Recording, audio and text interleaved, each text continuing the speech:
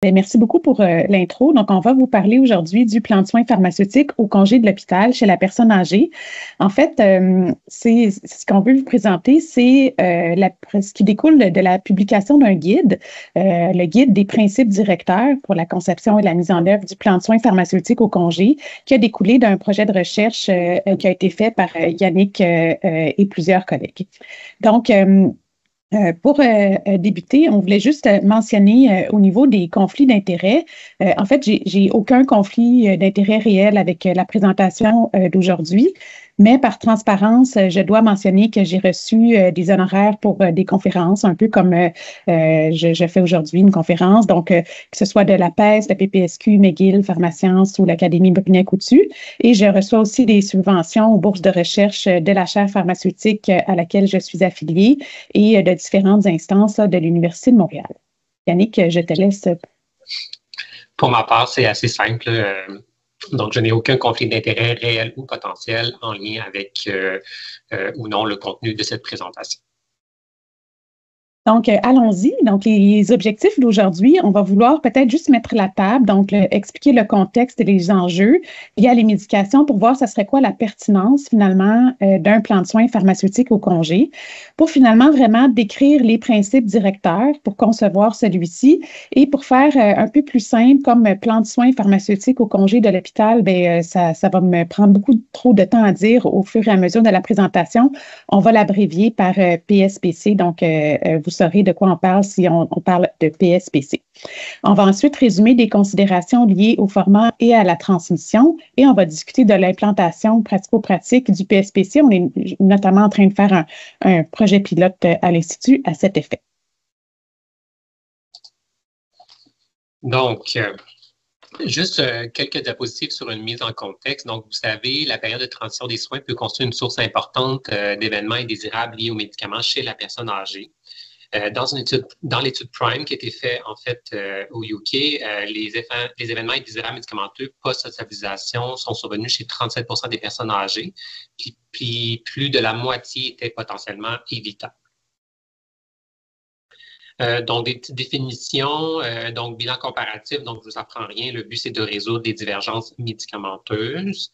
La feuille sommaire, donc, résume les principaux événements qui ont marqué le séjour du patient. Donc, les informations médicamenteuses se limitent souvent plus à la liste, aux changements médicamenteux, puis dans une moindre mesure, les motifs des changements médicamenteux. Ainsi, le BCM et la feuille sommaire ont leurs limites pour assurer la coordination et la continuité de la pharmacothérapie du patient, mais aussi des informations pertinentes sur le traitement médicamenteux, bien, des fois, ne sont pas incluses ou le sont partiellement. Donc, un PSPC constitue une occasion de promouvoir une communication optimale sur les médicaments entre l'hôpital et la première ligne. Ça permet de mettre en lumière les problèmes liés aux médicaments qui ont été constatés durant le séjour hospitalier. Et évidemment, une fois que les problèmes sont constatés, c'est quoi la prise en charge qui est suggérée en lien avec ces problèmes-là.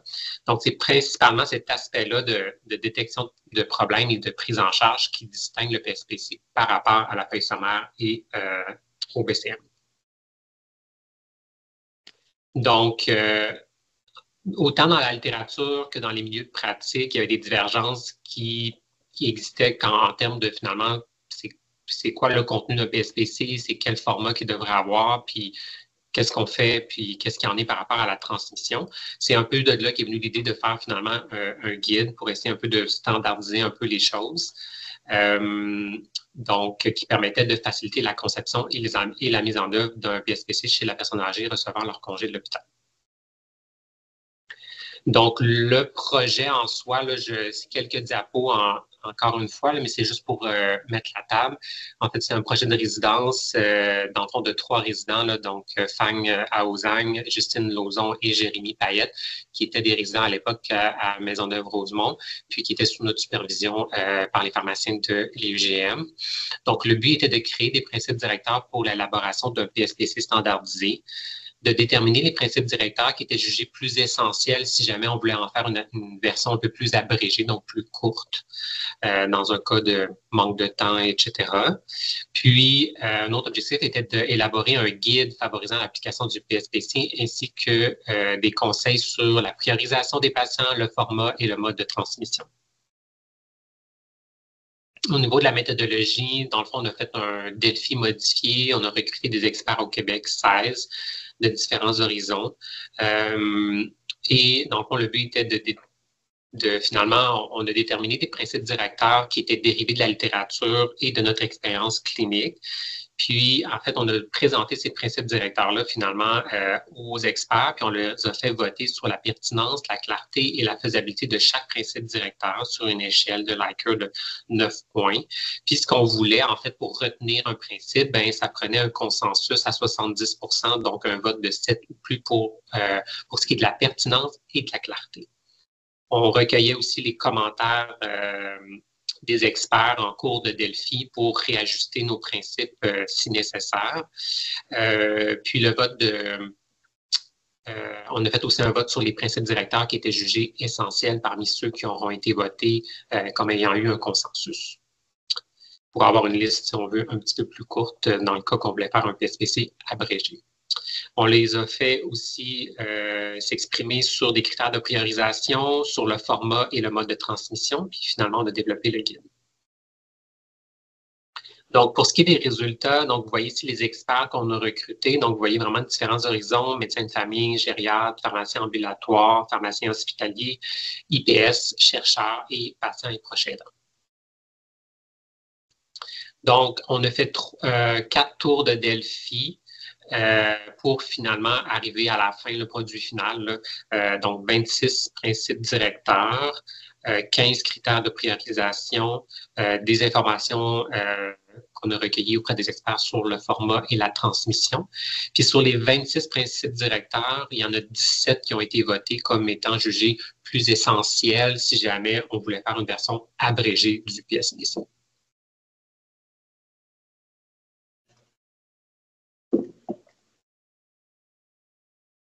Alors, je vais prendre la relève. Donc, découlant justement de ce projet, voici le guide qui a été publié. Donc, ce guide, il est disponible sur le site web de l'IUGM. Vous avez le lien pour le retrouver aussi. Vous tapez guide transition médication dans Google, ça se retrouve assez facilement. Donc, moi, ce que je vais vous présenter, c'est vraiment le résumé des principes directeurs qui sont ressortis du projet, qui ont été la base pour concevoir le guide et certains, disons, principes d'application clinique, des exemples qui ont tous découlé là, du projet et qui sont détaillés dans le guide. Alors, le guide, il est divisé comment? En fait, les 26 principes directeurs ont été divisés dans 6 sections. Donc, on a de l'information sur les soins prodigués pendant l'hospitalisation. Ensuite, les infos générales sur les médicaments. Le cœur du PSPC, ce sont vraiment les problèmes de santé, l'analyse et les recommandations. Et à la fin, il y a une section pour un résumé vulgarisé pour le patient, les principes de communication du PSPC et de priorisation. Alors, dans le guide, pour chaque principe directeur, ici, vous avez un extrait un peu de la table des matières. Là, vous pouvez cliquer dans le guide, vous allez arriver au principe. Vous avez une section d'explication du principe, une section d'application qui est un peu plus des trucs pratico-pratiques pour la mise en œuvre de chaque principe. Vous verrez que dans le guide, on n'a pas fait un gabarit standard de PSPC parce que chaque milieu de soins est un peu différent et en fait, les milieux de soins devraient un peu s'approprier ces principes-là pour bâtir leur PSPC, mais Yannick, à la fin, va quand même vous montrer le gabarit qu'on s'est bâti à l'UGM basé sur notre réalité et que, au besoin, certains pourront s'en inspirer ou pas selon les différences de leur milieu. Alors, rentrons dans les principes. Donc, la première section, ce sont les informations sur les soins reçus pendant l'hospitalisation. Vous allez voir, c'est quand même des choses de base qui sont pertinentes à transmettre à l'équipe de soins de première ligne, notamment le pharmacien communautaire. Donc, pourquoi le patient a été admis? C'était quoi son diagnostic? Est-ce qu'il y a d'autres diagnostics actifs ou des antécédents médicaux? La durée de séjour et les suivis médicaux qui sont déjà planifiés. Il y a aussi le deuxième principe qui est en fait de spécifier les traitements médicamenteux qui ont été reçus et ou terminés pendant l'hospitalisation. Donc, il faut comprendre dans ce principe-là que le message, c'était que ces médicaments-là n'apparaissent pas sur l'ordonnance parce qu'ils ont déjà été donnés, ils sont où le traitement était terminé pendant l'hospitalisation. Et il faut cibler des informations qui pourraient influencer la prise en charge de la pharmacothérapie en ambulatoire. On s'entend que de mentionner que le patient a reçu 2 doses de lactulose, ce n'est pas très pertinent. Par contre, des exemples d'informations utiles, ça pourrait être de spécifier des doses d'antibiotiques intraveineuses que le patient a reçues, si le patient a reçu des doses de fer IV pendant son admission, ou par exemple une dose de tamidronate qui aurait été donnée à telle date. Donc ça, c'est très pertinent pour l'équipe de première ligne qui va faire le suivi par la suite. Vous allez voir ici en bas à droite, on a mis des extraits un peu là, du gabarit qu'on est en train de tester à l'Institut de gériatrie. Et vous allez voir que dans les différentes sections, on a comme déjà pré-rempli qu'on pouvait se référer à la feuille sommaire d'hospitalisation parce que ça me conduit au troisième principe directeur qui était très important pour les experts qu'on a sondés. Dans la création d'un PSPC, il faut essayer d'être efficient et, disons, succinct. Et tous les professionnels de la santé sont occupés, autant ceux qui feraient la rédaction d'un PSPC que ceux qui vont le recevoir. Donc, on essaie de minimiser la duplication d'informations avec le sommaire d'hospitalisation. Donc, de façon idéale, soit c'est des documents qui sont intégrés ou le PSPC devrait être transmis avec une copie de la feuille sommaire d'hospitalisation lorsque disponible. Mais ce qui était ressorti du Delphi, c'était que ça peut être pertinent pour certains patients. Parfois, la feuille sommaire, elle est incomplète, il y a des informations manquantes, donc c'est pertinent de le mentionner à ce moment-là dans le PSPC. Ou parfois, on sait que la feuille sommaire ne sera pas disponible pour tel ou tel professionnel, particulièrement dans un délai raisonnable. Alors, c'est certain que oui, on veut privilégier l'envoi de la feuille sommaire. On ne veut pas dupliquer.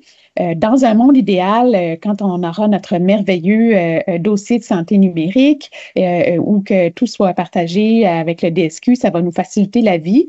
Mais pour l'instant, si vous le jugez nécessaire, c'est d'envoyer la feuille sommaire en même temps que le PSPC à l'équipe de soins de première ligne. Je rentre dans la deuxième section qui sont les informations générales sur les médicaments. Donc, il y a des choses un peu qui vont de sens, là. Donc, on spécifie les informations de base sur les médicaments. Ici, dans la littérature et dans le Delphi, bon, il y a les allergies, les intolérances qui sont ressorties, particulièrement s'il y a eu des nouvelles réactions pendant l'hospitalisation.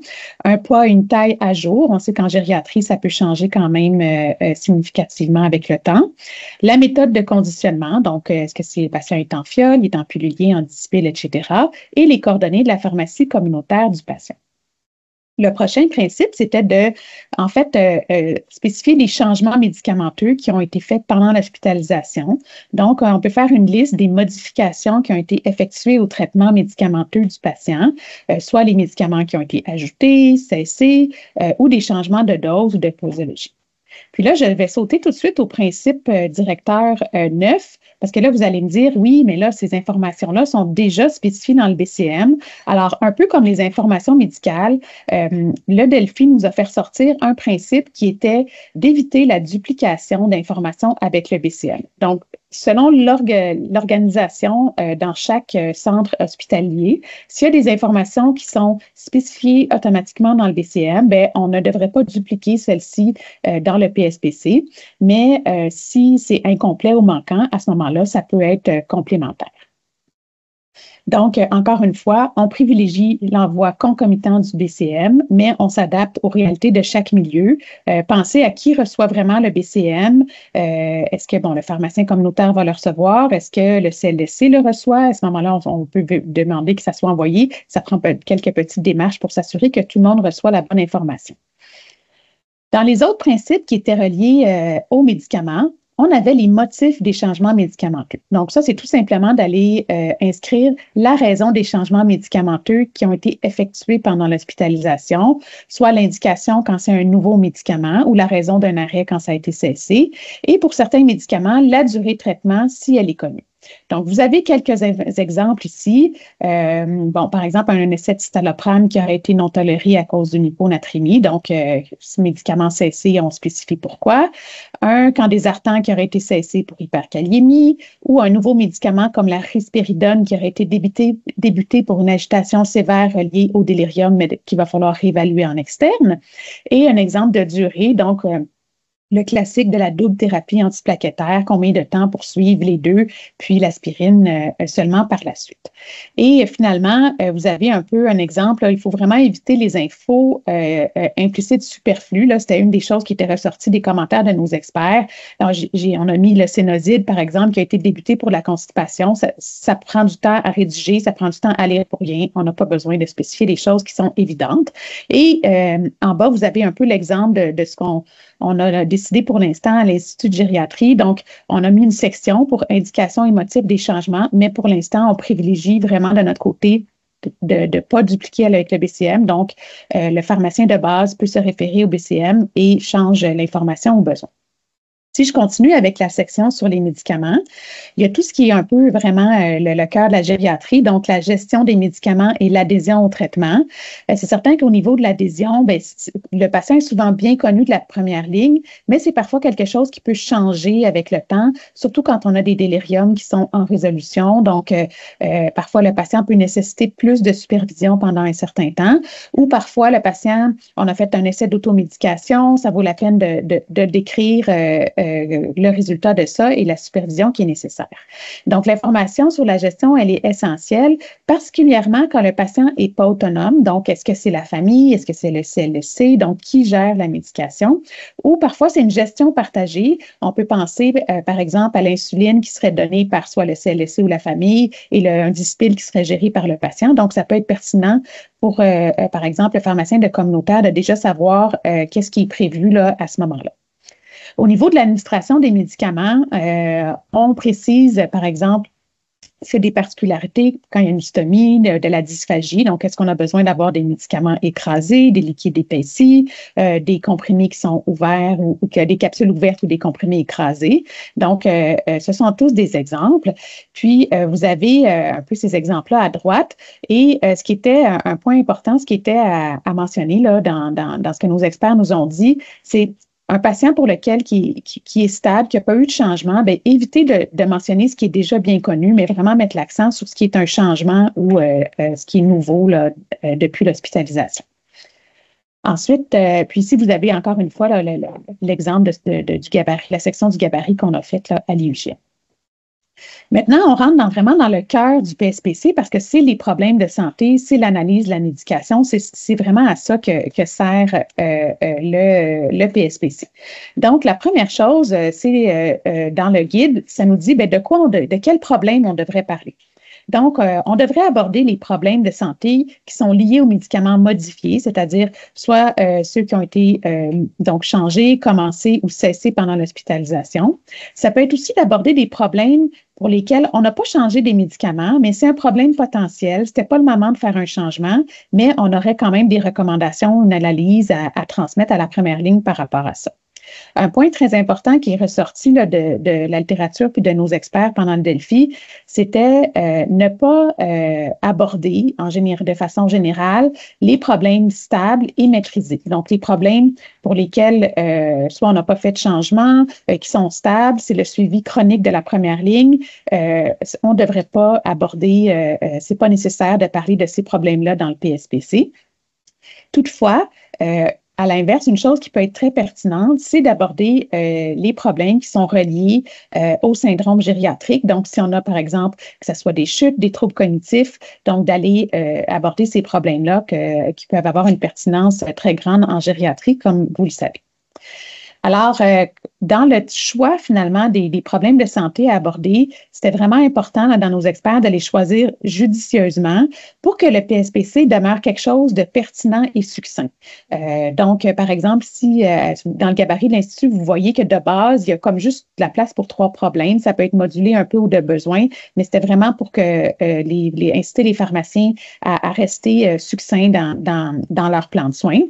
Puis, au niveau là, des problèmes de santé pour lequel on a changé des médicaments, bien, peut-être viser ceux qui sont encore instables.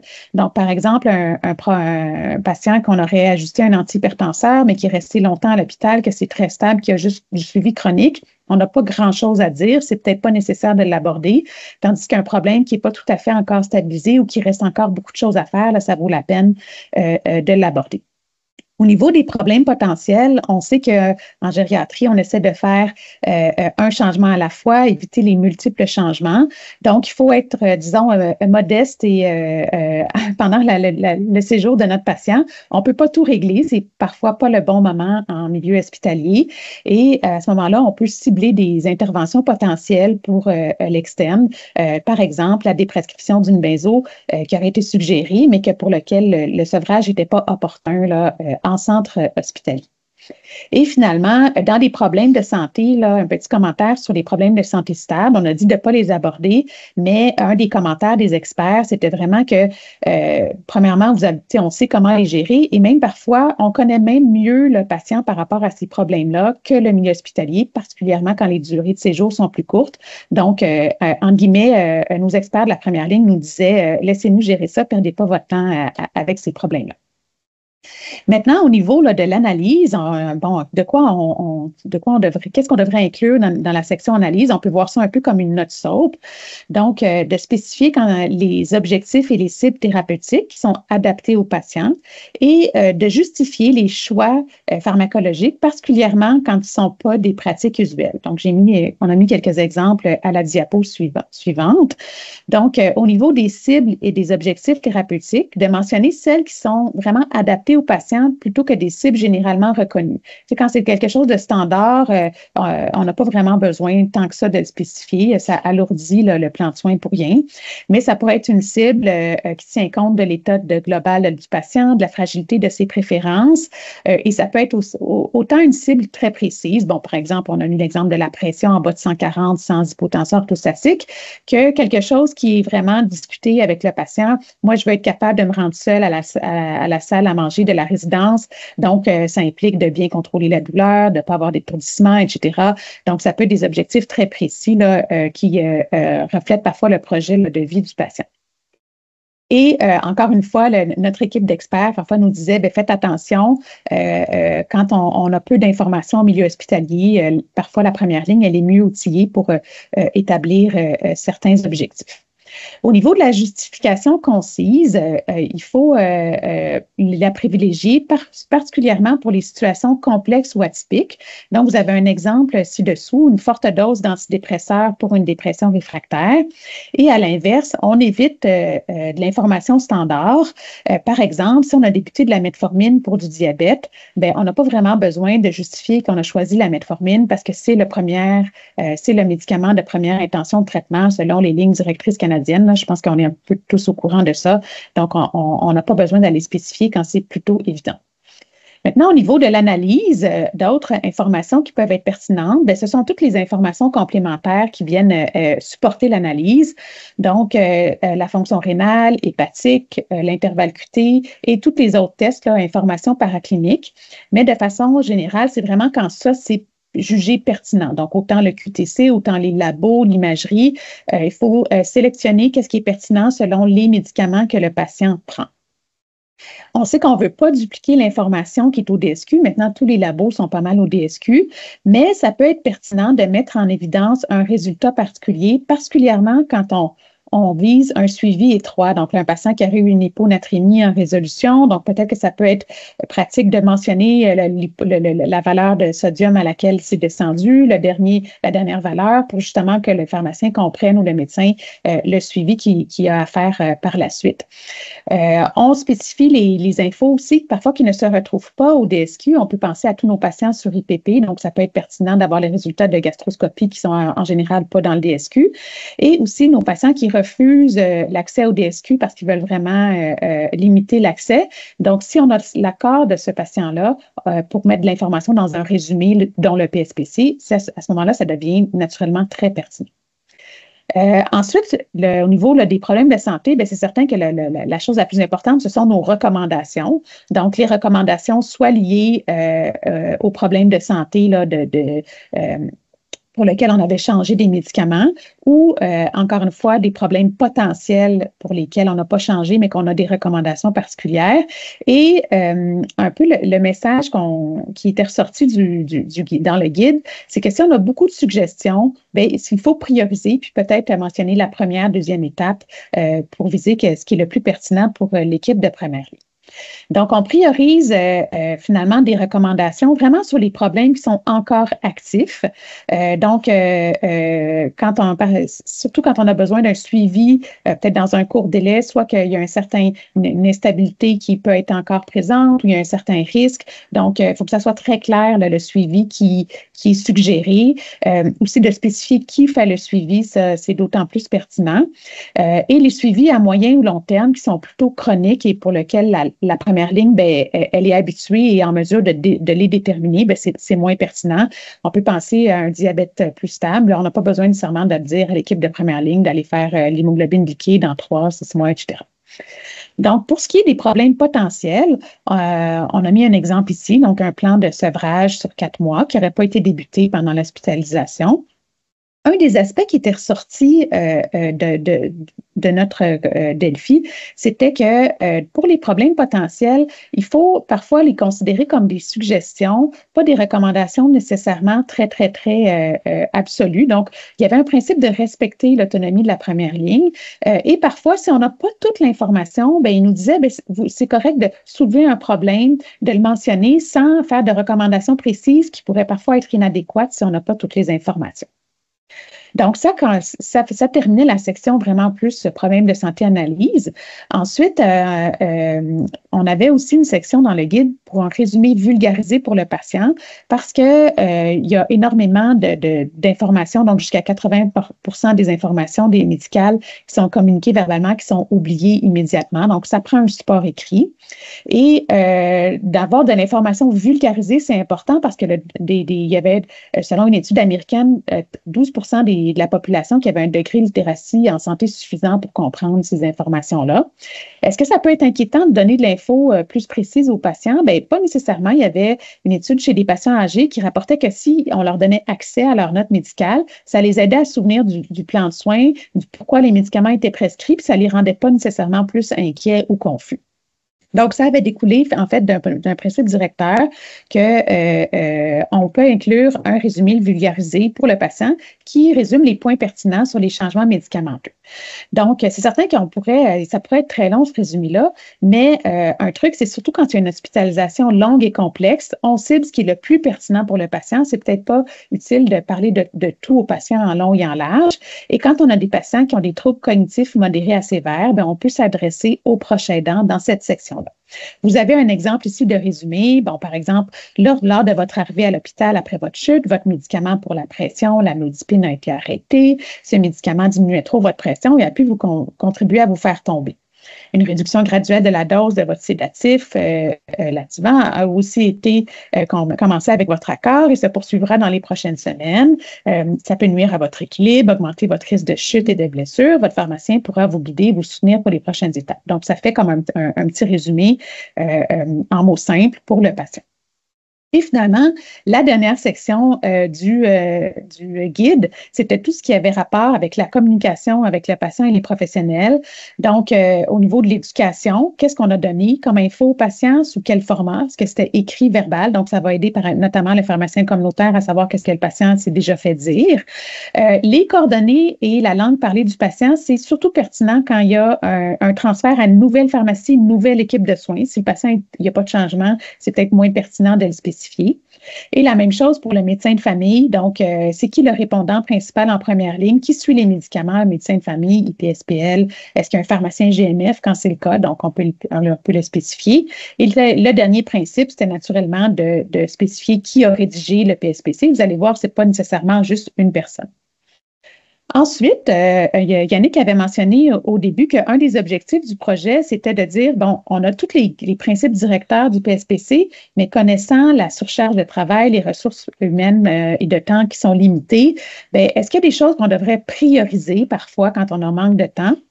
Alors, on avait demandé aux experts, il y avait 17 des 25 principes qui avaient été retenus plus essentiels. Donc, vous pourrez vous référer dans le guide. Ce sont les principes qui ont un point d'exclamation ou qui sont un peu plus en turquoise, là, si on peut dire, un fond turquoise et non blanc. Et ça m'amène en termes de priorisation aussi. On peut prioriser quel principe, mais prioriser quel patient, parce que c'est peut-être pas réaliste de dire je fais un PSPC chez tous les patients. Donc, on avait demandé à nos experts, on avait sorti de la littérature des critères soit liés au traitement médicamenteux, non liés au traitement médicamenteux à considérer et on les a fait voter. Donc, voici la liste qui avait été retenue là, des principaux critères. Donc, vous voyez des exemples, traitement médicamenteux, ça peut être un régime posologique complexe, polypharmacie à risque élevé, etc. Non médicamenteux, ça peut être patient fragile, patient qui a fait un délirium pendant le séjour hospitalier. Donc, vous avez certains critères qui sont suggérés et avec les commentaires de nos experts, un principe qui a été créé et qui a été accepté, c'était que ça pouvait être pertinent de tenir compte à la fois d'un critère qui est lié aux médicaments et aux non-médicaments, parce que ça devient vraiment une pertinence accrue pour les patients. On peut penser, par exemple, à un patient fragile, mais qui a un régime posologique complexe, un patient avec TNCM qui aurait beaucoup de médicaments, donc ça amène une priorisation plus grande. Bon. Merci, Louise. Je prends le relais. Donc, comme vous vous souvenez, on avait questionné les experts aussi par rapport à d'autres aspects. Donc, la première partie, c'est vraiment les principes directeurs. Donc, on a eu des consensus sur certains principes directeurs, c'est ce que Louise a présenté. Mais on a aussi finalement sondé finalement les experts sur le format et la transmission du PSPC. Donc, évidemment, ça, c'est pas des consensus, mais c'est plus des commentaires. On trouvait ça quand même intéressant de les avoir rassemblés puis de vous les partager parce que ça donne quand même une idée de qu'est-ce qu'eux en pensaient. Donc, par exemple, par rapport au format, le PSPC, dans le fond, pouvait prendre différents formats. Donc, ce qui a été voté, entre guillemets, le plus, c'était un document à part entière, donc indépendant. Mais sinon, certains ont répondu aussi qu'il pouvait être intégré au BCM de départ. Nous, c'est un peu ce qu'on faisait avant qu'on intègre un peu le projet actuel. Par contre, des fois, ce que je m'apercevais, c'est que quand on met des suivis ou plus de détails ou trop de détails dans le BCM, des fois, ça peut devenir confondant aussi pour, exemple, le pharmacien communautaire. J'ai déjà eu des commentaires si j'étais en train de déléguer quelque chose en 31 ou en 41.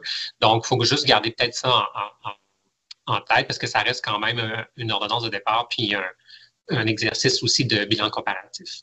Sinon, certains avaient intégré, disaient aussi qu'on pouvait l'intégrer à la feuille sommaire, ce qui peut être intéressant aussi dépendamment de vos pratiques dans vos milieux. Donc, si c'est facile d'avoir cette collaboration-là avec les médecins, puis que vous pouvez écrire directement dans des feuilles sommaires, ben, ça peut être intéressant aussi, mais c'est juste qu'il faut s'entendre sur le comment. Puis sinon, ben, ça peut être intégré un peu à différents documents. Donc, nous, c'est... il y a certaines portions qui sortent, que je vais vous le présenter, mais qui se retrouvent dans la feuille sommaire, dans le BCM, mais en grande partie, c'est un document en part entière vers quoi on est allé. Donc, viser un document qui est le plus court possible, donc idéalement ne pas dépasser 2 pages. Puis la rédaction du PSPC, ben, elle n'est pas restreinte aux pharmaciens. Donc, évidemment, comme en gériatrie, on est habitué, un travail collaboratif est toujours bienvenu, dont entre autres, évidemment, avec le médecin. Donc, à retenir, favoriser un PSPC qui est précis, qui est concis, puis adapté à l'état du besoin de votre patient. Pour ce qui est de la transmission, ce qu'on nous disait, c'est d'en envoyer à tous les professionnels qui participent potentiellement au suivi du traitement médicamenteux du patient, sans oublier évidemment le patient ou le proche aidant qui font partie prenante de leurs soins finalement, puis qui peuvent intervenir puis être de bons vecteurs. Donc, dans les professionnels qu'on connaît, ils ont le médecin, le pharmacien communautaire, le pharmacien du GMF, l'IPS, le médecin spécialiste ou entre pharmaciens inter-établissements quand il y a un transfert. C'est sûr qu'il faut toujours s'assurer d'avoir l'accord du patient avant la transmission de cette information-là, à moins que ça soit déjà inclus dans un consentement généraux aux soins dans votre hôpital. Nous, par exemple, chez nous, c'est pas très clair. Donc, pour l'instant, on fait des consentements à chaque patient qu'on fait un PSPC, mais dans d'autres hôpitaux, peut-être que c'est mieux libellé, donc à vérifier. La transmission peut se faire de différentes façons. Exemple, un courriel, si votre messagerie est sûre, le télécopieur qu'on voit évidemment fréquemment. Sinon, le patient peut servir aussi là, de transmission. Puis, ultimement, ben, les plateformes électroniques partagées, c'est vraiment ce qui serait le plus simple et l'idéal, mais bon, on n'est pas tout à fait rendu là. Puis idéalement, le PSPC devrait être transmis le jour du départ, mais sinon, il n'y a rien qui vous empêche de le faire un peu plus tard, 24 à 48 heures, si vous n'étiez pas là cette journée-là ou vous étiez trop occupé. D'autant plus si c'est un document à part, indépendant du exemple de la feuille sommaire puis du BCM, ça permet cette latitude-là parce qu'évidemment, le BCM, quand le patient quitte et transmet à la pharmacien communautaire, donc la médication est servie, donc il n'y a pas de problématique d'envoyer le PSPC un petit peu plus tard. Comment, finalement, nous, on est arrivé à développer notre PSPC. Donc, c'est un peu ce que je vous suggère de faire comme réflexion. C'est que nous, en pharmacien, puis aussi, on a sondé aussi les médecins, on a fait un petit groupe de discussion, puis on a passé chacun des principes directeurs que Louise vous a parlé tantôt, puis on a regardé un peu par rapport à notre pratique actuelle, puis on a déterminé finalement pour chacun de ces principes-là où on veut les mettre, où ils se retrouvent déjà. Exemple. Donc, pour ce qui est, par exemple, du BCM, il y a beaucoup de choses que Louise a expliquées tantôt, comme les allergies ou les motifs de changement médicamenteux. Mais nous, c'est déjà des choses qui se retrouvaient dans le BCM. Par exemple, parce que quand on faisait notre bilan comparatif, dans la case commentaire, ben, on écrivait toujours pourquoi c'était ajouté ou cessé. Donc, c'est déjà quelque chose qui était fait chez nous. Donc, cette portion-là était déjà couverte, si on veut. Puis, on ne voulait pas changer ça, puis on trouvait que ça se passait bien. Pour ce qui est de tout ce qui est plus la portion médicale, la raison de consultation étant antécédent, bien, nous, évidemment, c'est déjà très bien couvert par la feuille sommaire. Donc, ça allait rester comme ça, évidemment. Puis après ça, tous les autres principes directeurs, bien, finalement, qui n'étaient pas soit en BCM ou dans la feuille sommaire, bien là, c'est ça qui a bâti, qui allait faire notre PSPC. Puis c'est là qu'après ça, on a pris tout ça, puis on a fait une première version de PSPC, si on veut. Qui est celui-là ici. Donc, tantôt, vous l'avez vu en morceaux, si on veut. Louise, vous les a décortiqués par problème. Donc, dans sa globalité, il ressemble à ça. Donc, la première partie avec la raison d'admission, diagnostic antécédent, comme je vous disais, par défaut, on dit de se référer à la feuille sommaire. Rien n'empêche de compléter, comme Louise disait, mais sinon, si c'est déjà très clair, ben, il n'y a rien à ajouter de plus. Pour ce qui est des traitements médicamenteux, c'est la même chose. Se référer à la feuille sommaire, il y a souvent de choses qui sont là, mais au besoin, vous pouvez complémenter. Puis là, on a mis, dans notre gabarit, on a mis des exemples que le pharmacien, pour lui faire penser à quoi mettre dans cette section-là, pour pas qu'il ait à retourner toujours dans le guide, si on veut. Mais donc, s'il n'y a rien à mettre, il efface la section exemple. Sinon, ben, il ajoute quelques petites informations en laissant le commentaire de base qui est se référer à la feuille sommaire. Même chose pour ce qui est de la gestion d'administration, ben, on a mis des exemples qui reflétaient les principes directeurs. Donc, c'est pour se rappeler comment un peu phraser ou dire qu'est-ce qu'on veut dire dans cette section-là. Même chose pour les indications et les motifs. Comme je vous disais tantôt, nous, on le faisait déjà pour ce qui est des ajouts, des cessations, on le décrit déjà bien dans le BCM, donc on dit de se référer au BCM. Encore une fois, il y a une de mes collègues, elle, qui préfère le marquer là que de le marquer dans le BCM. Fait que, je pense qu'après ça, il y a de la latitude selon chaque pharmacien. Et après ça, ben là, c'est le cœur du PSPC, comme on expliquait tantôt. Donc, c'est les problèmes de santé en soi. Donc, à gauche, on nomme le problème, exemple anémie, puis après ça, avec les médicaments qui sont associés. Puis à droite, notre SOAP, si on veut. Donc, on explique, puis après ça, le plan plus précis. Puis après ça, information complémentaire, ben finalement, c'est un ramassis de plein de principes directeurs, parce que vous comprendrez qu'on ne pouvait pas faire des cases pour chaque principe directeur. Le document n'aurait pas eu de sens, puis ça aurait été trop long. Donc, les principes directeurs qui se retrouvaient nulle part, on les a tous regroupés dans information complémentaire avec les exemples pour faire penser aux pharmaciens qu'est-ce qui se retrouve là-dedans. Donc, on remplit qu'est-ce qu'on trouve pertinent, puis on efface ensuite. Après ça, il y a la personne ressource. Et le résumé aux patients que Louise vous a bien expliqué, qui est rédigé en collaboration. Puis le petit libellé du bas, qu'on disait que ce document-là est complémentaire à la feuille sommaire et au BCM. Donc, vous y référez pour, quand on dit voir X, bien, c'est comme une entité, tous ces documents-là ensemble. Ici, je vous ai fait en fait, on vous a présenté 3 exemples que ça soit un petit peu plus concret. Donc, l'exemple numéro 1, en fait, c'est une patiente qui, il y a des changements médicamenteux qu'on voulait faire, mais que, comme ça arrive souvent, les patients, des fois âgés, ont très confiance dans leur médecin de famille, donc ils préfèrent des fois qu'on touche à rien puis qu'on en parle, qu'eux en parlent avec le médecin. Donc, si vous regardez, par exemple, vos problèmes de santé, il y avait par rapport au cholestérol, atorvastatine 30. En fait, ce qui est intéressant de remarquer ici, c'est que quand je consultais la feuille sommaire du médecin, c'est que le médecin parlait déjà, dans le fond, du cholestérol dans sa feuille sommaire, c'est-à-dire qu'il y avait un suivi à faire par rapport au foie, des choses comme ça. Mais moi, ce que je suis arrivé, c'est que j'ai précisé un petit peu plus les seuils de ALT, dans le fond, dans lesquels on pourrait encore donner la statine, mais diminuer la dose, puis à partir de tel seuil qu'on devrait normalement cesser la statine. Donc, ce n'était pas duplicatif, mais complémentaire. Donc, d'où l'intérêt d'aller consulter les feuilles sommaires pour ne pas se contredire, mais ne pas dupliquer non plus.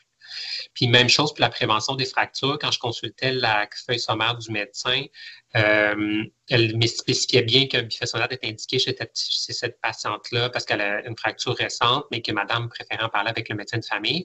Par contre, j'avais, moi, des petites préoccupations par rapport peut-être à un dosage de la vitamine D qui pourrait éventuellement peut-être être trop à cause d'un dosage qu'on avait reçu là, rapidement après l'introduction.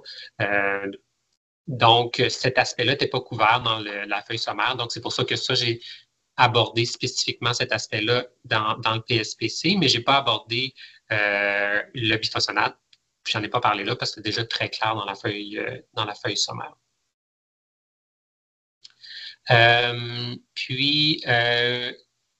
Si vous regardez dans l'information complémentaire, dans le fond, c'est là qu'on a décidé de mettre que le patient consent à ce qu'on transmet son PSPC, mais aussi la feuille sommaire à la pharmacie communautaire. Donc, nous, on l'a mis là, mais ça pourrait être aussi documenté au dossier si vous voulez. Là, il y a différentes façons de faire. Je pense que l'important, c'est de l'avoir si votre consentement de soins n'est pas bien documenté. C'est pas déjà fait à l'admission, comme je disais tantôt. Puis après ça, voyez-vous la section résumée ici. En fait, c'est que cette madame-là était en viale, donc j'ai juste rappelé qu'est-ce qu'on a ajouté puis quelle dose de médicaments on a réduit. Parce que j'avais déjà tout expliqué, mais vous le savez, on leur dit beaucoup de choses au départ, donc je l'ai juste remis en mots pour lui rappeler par rapport à ça, sans rentrer trop dans le détail. Puis, en même temps, je lui ai fait un petit rappel par rapport au suivi qu'il y aurait à faire par rapport au calcium, à la vitamine D, puis par rapport au foie pour son atorvastatine. D'autant plus que ce document-là, moi, je le remets aux patients, je leur explique. Donc, les problèmes de santé qui sont marqués, ils vont les voir, puis ils peuvent à ce moment-là servir quand ils ont leur rendez-vous avec le médecin, si leur médecin ne leur en parle pas, ils peuvent lever la main puis il y avait ces problèmes-là que j'aurais aimé aborder avec vous, qu'on m'avait parlé à l'hôpital. Donc, je pense que c'est important là, que ce document-là puisse servir à ça aussi. L'exemple 2, en fait, c'est l'exemple classique, là, des fois que, comme Louise parlait un peu tantôt, des fois on peut soulever des problèmes sans nécessairement qu'on ait la réponse ou la recommandation. Dans ce cas-ci, c'est souvent, exemple, la fameuse aspirine qui semble être en prévention primaire, mais des fois qu'on n'a pas toutes les informations pour prendre la décision. Dans ce cas-ci, finalement, j'ai juste mentionné que l'indication de l'aspirine n'était pas claire, que ça semblait être en prévention primaire, qu'elle avait quand même des risques de saignement, puis que je suggérais que ça soit réévalué parce que le médecin de famille, avec les informations plus poussées qu'il y a de l'historique de madame, va pouvoir prendre une décision plus précise que moi. Puis, c'est la même chose. Cette dame-là, en fait, dans le résumé, était aussi en viale. C'est pour ça que j'ai fait un petit rappel exemple, que le bisoprolol était diminué, qu'on avait cessé son hydrochlorothiazide, célicopsib, curcuma, qui est un produit naturel, qu'elle prenait, puis qu'on disait que c'était plus nécessaire qu'elle prenne, qu'on avait acheté de la vitamine D, qu'on avait acheté de la B12, mais d'arrêter de prendre son MBL parce que là, il était prescrit. Donc, Voyez-vous, je ne rentre pas dans le détail des doses de vitamine D ou de B12, mais je fais juste nommer les choses pour que ça soit simple et succinct. Puis je lui rappelle aussi, parce que comme l'autre cas tantôt, ben, on peut faire partie de ces, dans d'influencer ses soins, ben, que je lui rappelle que l'aspirine ben, va être arrivé là avec son médecin de famille. Celui-là, ce que je trouve intéressant, c'est que des fois, on a tendance souvent à penser aux médecins de famille, mais je pense qu'il ne faut pas oublier aussi les médecins spécialistes. Fait que dans ce cas-ci, c'est un patient, dans le fond, à très haut risque cardiovasculaire, malgré qu'il était âgé, qui était quand même plutôt fit avec un MAA, qui probablement qui pourrait se mériter un ajout de Ezetrol sur son Lipitor pleine dose. Donc, ça, je l'ai. Puis, quand vous regardez dans le plan, j'aime bien souvent bien cibler à qui est dédiée la recommandation ou le problème pour que les personnes se sentent concernées. Dans ce cas-ci, j'ai marqué pour médecin de famille / docteur untel, chirurgien vasculaire. Parce que si jamais le médecin de famille est moins à l'aise de prendre en charge cet aspect-là, du moins le chirurgien vasculaire, c'est tout à fait dans ses cordes. Donc, je pense que c'est le genre de discussion qu'il peut avoir avec le patient. Puis, même chose, voyez-vous, ce patient-là, il était de mémoire en dispile. Fait que voyez-vous, j'ai moins axé sur les changements médicamenteux parce que j'y avais fait verbalement, mais sachant que le dispile va être à jour, ça m'inquiétait moins que les autres qui étaient en vial. Je voulais bien qu'ils comprennent qu'on avait ajouté ça, c'est ça. Par contre, j'ai bien expliqué en termes clairs que dans le fond, il y aurait peut-être l'aspect par rapport à les étrols à discuter avec son chirurgien vasculaire parce qu'encore une fois, je voulais qu'il fasse partie de la décision puis qu'il rappelle à l'équipe médicale si jamais ce n'était pas abordé à un prochain suivi. Pour ce qui est des facilitateurs pour l'adoption d'une nouvelle pratique en pharmacie, ben, dans le fond, formation et développement des compétences, soutien organisationnel, incitatif de reconnaissance, utilisation de champions de changement, adaptation du processus de travail. Donc, c'est tous des concepts qu'on a utilisés pour essayer de favoriser l'implantation du PSPC une fois qu'on avait déterminé notre gabarit et qu'on était prêt à implanter. Donc, c'est un peu ça que je vais vous décrire dans les prochaines diapos. Là. Donc, ça entrecoupe tous ces concepts-là. Donc, une fois que vous avez votre gabarit et vous êtes prêt à l'implanter, bien, comment y arriver? Donc, je vais vous expliquer un peu ce que nous, on a fait. Donc, moi, je vous suggère, si c'est possible, d'avoir soit un étudiante ou un ATP, en tout cas, qui vous aide à supporter l'implantation et les suivis. Parce que dans le fond, si on veut que ça perdure, ben, il va y avoir des suivis à faire. Puis des fois, avec notre clinique, ça peut être difficile de le faire nous-mêmes. Donc, d'avoir de l'aide, ça peut être déjà très aidant. Donc, la première discussion, on a fait une avec les médecins pour savoir comment ils voyaient leur collaboration par rapport à ça. Aussi, on voulait savoir où se trouve leur feuille sommaire en cours de rédaction parce que je vais être capable de la lire et de la consulter pour qu'on puisse éviter les duplications ou les divergences, comme je vous ai expliqué tantôt, exemple dans le cas de l'ostéoporose ou de la dyslipidémie du patient numéro 1.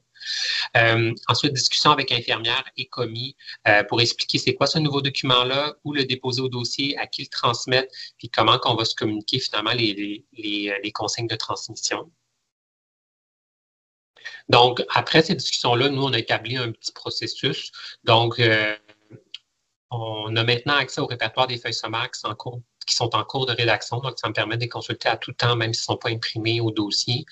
Donc, parce que des fois, quand je fais le PSPC, le médecin n'a pas fini sa feuille sommaire et vice-versa. Donc, c'est très aidant. Le PSPC en cours de rédaction est aussi déposé dans le même répertoire que la feuille sommaire. Donc, le médecin y a toujours accès aussi.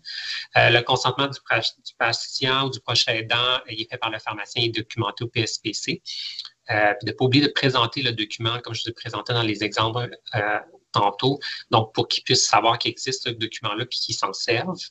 Le PSPC complété est déposé au dossier du patient dans la même section que la feuille sommaire. Le pharmacien prescrit au dossier à qui juge que le PSPC doit être transmis pour que le commis puisse le faire.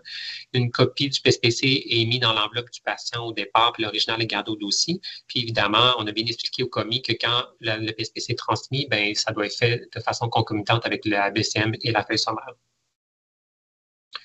Donc, nous, on a eu des discussions avec les pharmaciens initialement pour bien expliquer un peu le processus qui a été établi. Puis en cours d'implantation, bien, on se rencontre quand même fréquemment pour échanger, s'influencer, se motiver, parce que des fois, ce qui est expliqué, certains peuvent le comprendre différemment, ou il y en a des fois qui peuvent ne pas en faire parce que, bon, ils sont bloqués sur quelque chose, puis des fois, juste d'en parler, puis hop, ça dénoue un nœud, puis là, hop, ils embarquent dans le projet. Donc, je pense que ça vaut vraiment la peine si on veut faire changer les pratiques. Ben, faut pas juste lancer quelque chose, mais faire le suivi. Puis, ça nous permet de trouver des solutions aux enjeux qui sont nommés. Donc, pour se motiver, moi, je vous dirais, allez-y simplement, commencez avec un ou deux ou trois éléments que vous voulez transmettre, donc un ou deux ou trois problèmes. Il n'y a pas besoin d'être exhaustif. Il faut se faire confiance pour cibler les bons problèmes, mais aussi pour cibler les bons patients. Comme Louise l'a dit, c'est pas obligé que ça soit fait pour tous les patients. Donc, si vous mettez la pression de le faire pour tous, c'est un peu... on dirait que ça nous bloque un peu, alors qu'on on le sait qu'on va le faire juste pour quelques patients, ben c'est d'autant plus, c'est plus motivant, disons. Puis d'ailleurs, moi, la semaine passée, il y en a un que je voulais faire, puis finalement, j'ai consulté la feuille sommaire, puis le problème que je voulais aborder était déjà très bien décrit, fait que finalement, ben, je ne l'ai pas fait. Fait que voyez-vous, c'est juste de tout consulter, puis ça vous permet de bien cibler. La première ligne connaît bien leurs patients. Fait que comme Louise l'a dit tantôt, des fois, on peut soulever un problème sans avoir un plan précis. Donc, comme l'histoire de l'aspirine en prévention primaire, on ne le sait pas trop. Ou les problèmes simples, des fois, n'ont pas besoin d'être nommés. Donc, si on augmente le synthroïde ou on augmente le lipitor, puis que le but, c'est juste de faire un suivi. Je pense que de nommer dans le BCM que le synthroïde ou le lipitor a été augmenté telle date, je pense que les pharmaciens communautaires ou le médecin de famille, c'est très bien qu'il va y avoir un suivi à faire dans X semaines. Donc, c'est un peu implicite. Versus, il y a d'autres problèmes qui sont plus complexes que là, ça vaut la peine d'aborder et d'élaborer dans un PSVC. Envisager des audits, ça peut aider pour dans le fond, pour voir si c'est des informations duplicatives ou divergentes. Ça permet aussi de voir l'évolution de la complétation des PSPC, sont-ils transmis, le nombre, etc. Puis ça vous permet aussi de vérifier la perception des médecins et des infirmières en cours d'implantation pour finalement modifier le PSPC ou le processus selon ce qui aura été sorti de tout ça. Donc, en conclusion, le PSPC a pour but de favoriser la coordination et la continuité de la pharmacothérapie du patient lors de la transition des soins. Les principes directeurs du guide ont été développés pour faciliter la conception et la mise en œuvre du PSPC. Donc, développez votre PSPC, adaptez-la à votre milieu, commencez simplement, comme je disais tantôt, prévoir des suivis si on veut que ça soit périn. Nous, on a développé notre PSPC. On va ultimement le partager sur le site web, là, au même endroit que le guide. Parce qu'on attend, on veut faire une version 2, parce que maintenant qu'on l'a utilisé, il y a des petites choses qu'on veut modifier, mais éventuellement, il va être partagé. Puis vous êtes très bienvenus de l'utiliser si ça vous plaît. Puis si vous développez des choses et vous voulez qu'on les partage, vous pouvez nous contacter. Puis voilà, puis si jamais vous voulez qu'on parle un peu plus dans le détail, bien, vous pouvez nous écrire. Puis en terminant, je voudrais juste remercier finalement toute l'équipe projet, puis aussi, dans le fond, le département de pharmacie du CCSMTL, le département de pharmacie de Maisonneuve-Rosemont, la faculté de pharmacie de l'Université de Montréal, la direction d'enseignement universitaire et de la recherche, puis sans oublier évidemment la charte pharmaceutique Michel Saucier en santé et vieillissement qui a contribué au financement de ce guide. Donc, tout ça est rendu possible grâce à tout le monde.